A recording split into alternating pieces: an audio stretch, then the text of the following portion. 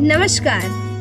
એક દિવસ એક બાળકે જન્મ લેતા પહેલા ભગવાનને ડરતા ડરતા પૂછ્યું કે હું નીચે જઈ રહ્યો છું, ત્યાં મને કોણ સંભાળશે? અને ત્યારે પ્રભુએ કીધું કે તું ચિંતા ના કરીશ, મેં તારા માટે એક દેવદૂતને મોકલ્યા છે.